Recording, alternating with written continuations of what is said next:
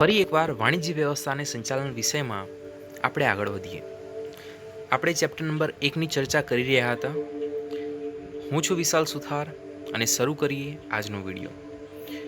તો ગયા વિડીયોની અંદર આપણે શું શીખ્યા? તો ગયા વિડીયોની અંદર આપણે આર્થિક પ્રવૃત્તિના પ્રકારો વિશે જાણ્યું અને આ 3 પ્રકારો છે. પછી આપણે ચર્ચા કરી રહ્યા હતા ધંધાના અર્થ અને લક્ષણો વિશે. ધંધાના અર્થ વિશે મેં તમને માહિતગાર કર્યા. હવે આપણે એના લક્ષણો જોવાના છે. એની અંદર 3 લક્ષણો તો આપણે જોઈ ચૂક્યા. આશા રાખું છું કે તમને આમાં થોડો ઘણો ખ્યાલ આવ્યો હશે. તો આ વિડીયોની અંદર આપણે શું શીખીશું? તો આ વિડીયોની અંદર આપણે ધંધાના અર્થને ફરીથી એકવાર જોઈશું અને એના જે લક્ષણો છે, બરાબર છે, બીજા 4 લક્ષણો બાકી રહી ગયા છે, એ આજે ડિટેલમાં ચર્ચા કરીશું. તો શરૂ કરીએ એની વ્યાખ્યાથી. તો ગયા વિડીયોની અંદર મેં તમને એની વ્યાખ્યા આપી જ છે. શું છે એની વ્યાખ્યા?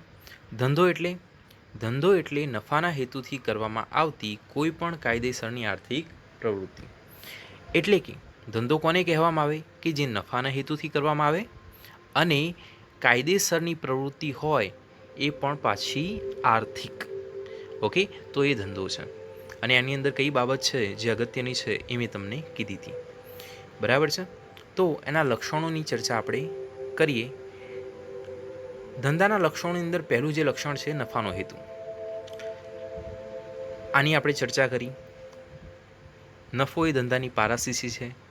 ધંધાની કાર્યક્ષમતા માપવા માટે નફાના માપદંડનો ઉપયોગ કરવામાં આવે છે. ધંધાનો મુખ્ય હેતુ શું છે? તો નફાનો છે. તો આવા નાના નાના જે પ્રશ્નો છે જે હું તમને કહેતો આવ્યો છું, બરાબર છે, એ તમારે એક જગ્યાએ નોટ કરવાના છે. નેક્સ્ટ મંડે આપણે આ એક માર્ક્સના જે ક્વેશ્ચન છે એનો ટેસ્ટ લઈશું. તો આ બાબતો તમને ધ્યાનમાં રહે. એનું જે બીજું લક્ષણ છે એ પણ આપણે જોયું, વસ્તુ અને સેવાનો વિનિમય. જુઓ વિદ્યાર્થી મિત્રો, મેં તમને બીજા વિડીયોમાં તમને જણાવ્યું જ હતું કે લક્ષણો જે છે એને યાદ કેવી રીતે રાખવા છે. તો એને થોડુંક ફીલ કરજો. ધંધો છે શું?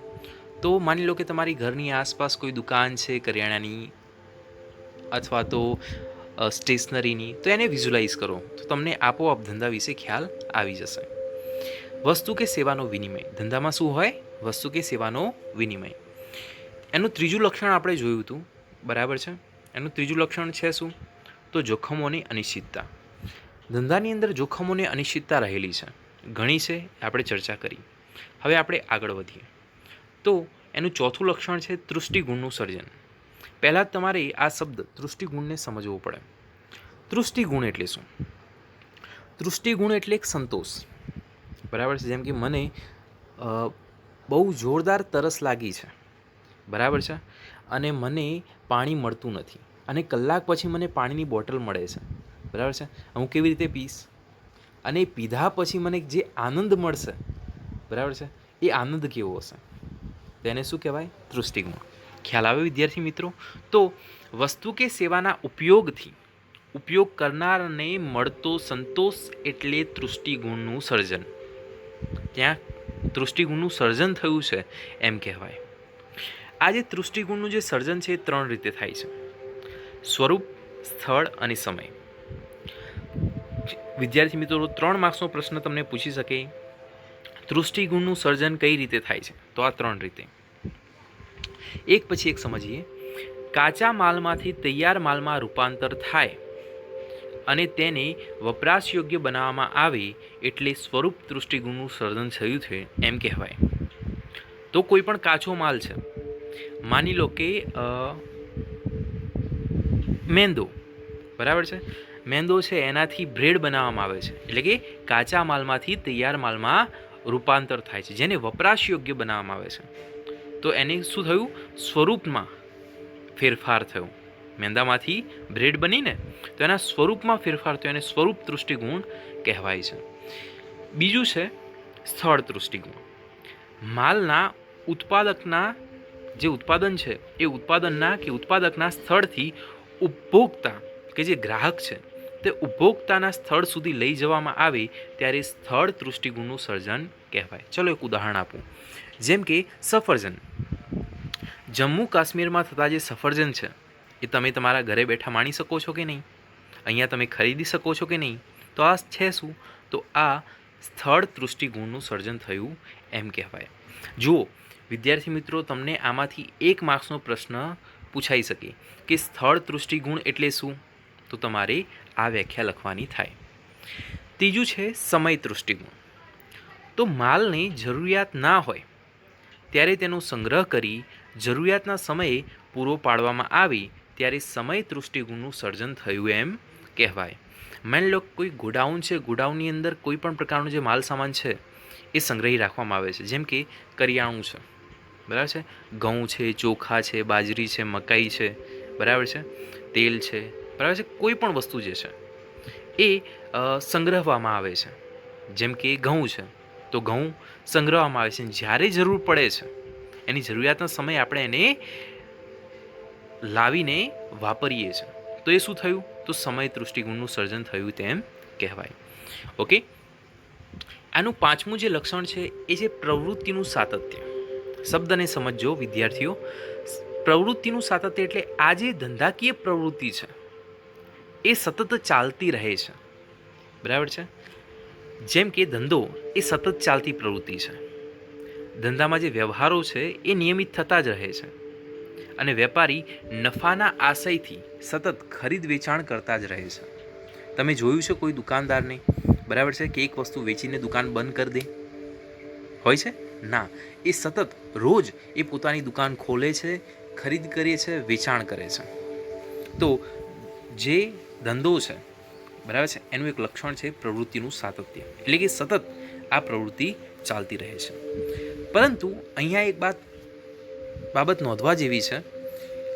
એ વેપારી જે છે એ પોતાના રહેવા માટે જ્યારે ઘર બનાવે છે ત્યારબાદ તે મકાન વેચીને જો નફો મેળવે છે તો એને ધંધો કહી શકાય નહીં. માની લો કે કોઈ કોન્ટ્રાક્ટર છે, ઘર બનાવીને વેચ કરે છે, બરાબર છે, પણ હા, એને પોતાના રહેવા માટે ઘર બનાવ્યું અને ત્યારબાદ થાય છે કે હવે એને વેચી દેવું છે, તો એને વેચે છે અને નફો મેળવે છે, તો આને ધંધો કહી શકાય નહીં, બરાબર છે. અથવા તો જે કામ એ કરે છે એના કરતાં કંઈક બીજું કામ કરીને જો નફો કમાય છે એ પણ થોડાક સમય માટે, બરાબર છે, અથવા તો એકવાર માટે, તો એ ધંધો નથી, બરાબર છે.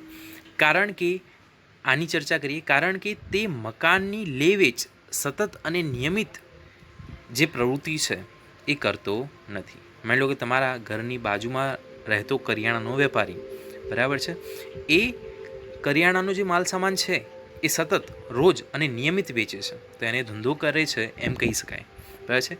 એ વેપારને ધંધો કહી શકાય.